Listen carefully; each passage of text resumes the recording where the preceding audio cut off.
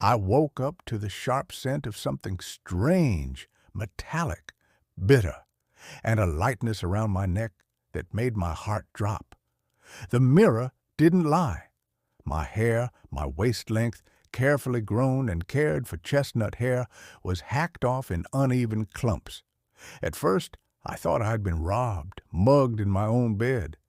But then I saw the scissors lying neatly on my dresser, the same craft scissors my mother used to cut old receipts. Next to them was a sticky note like a slap to the face. "You'll still look fine. Focus on your speech for Hannah's big day.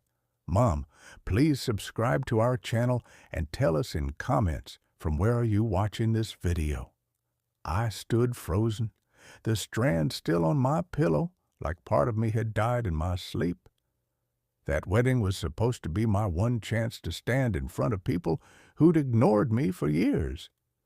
To finally wear the navy silk dress I bought with my own salary, not ask anyone for approval, and speak with confidence.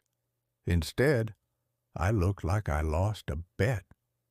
When I walked into the kitchen, my father barely looked up from his cereal. "Oh, good, you're up," he said. "Lay air makes your face look less distracting anyway. The attention's not supposed to be on you." My mother sipped her coffee and added, "It's Hannah's wedding. Let her shine. Let her shine." They acted like I was some threat to the sun, like I'd ruined the entire wedding just by standing in a nice dress and being visible. Let me explain something. I was the daughter they always managed, not the one they celebrated. Hannah got the designer dresses and violin lessons. I got the hand-me-downs and be grateful talks. Hannah got a graduation trip to Paris. I got told to work weekends to save for college, which I did. I moved out at 19, worked 2 jobs, and still RSVP'd yes to the wedding, because I thought maybe, just maybe, it could be one of those rare family moments where no one needed to compete. But instead, they drugged me with NyQuil in a cup of soothing tea, then cut my hair while I slept. My own parents. My roommate, Becca, came over in a panic when I called her, voice trembling. She gasped when she saw me. "They did this to you on purpose?" I nodded. Becca didn't say anything for a moment. Then she pulled out her phone. "Okay, we're not going to the wedding like this. We're going to do something better." I didn't want revenge at first. I just wanted distance. But when Becca helped me record a voice memo, something I never thought I'd release, it changed everything. It was a recording I'd made weeks ago, purely out of habit. I used my phone to track little moments to tell my therapist. Mom saying I was a distraction when I posted a photo from a friend's bridal shower. Dad telling me pretty girls ruin weddings with jealousy. At the time, I thought they were just rude jabs. But listening back with Becca, it became something darker, a pattern. And then Becca said, "You know, there's a way to make them listen." That night, I made a decision.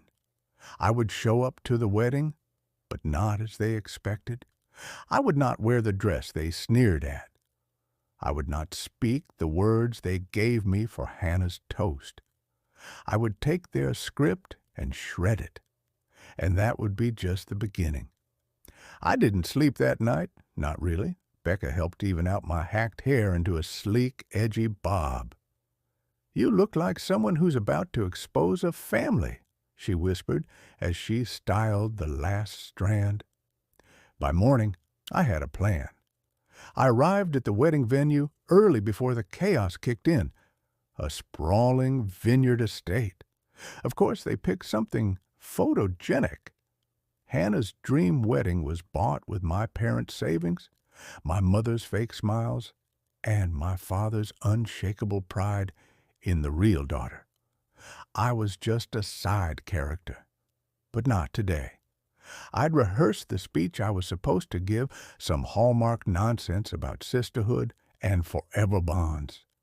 Instead, I walked up to the microphone at the rehearsal brunch when the mood was warm and smug, and I said, "Hi, everyone. I know I'm not the favorite daughter. That's never been a secret, but I'm here to say something different today." You could feel the air shift.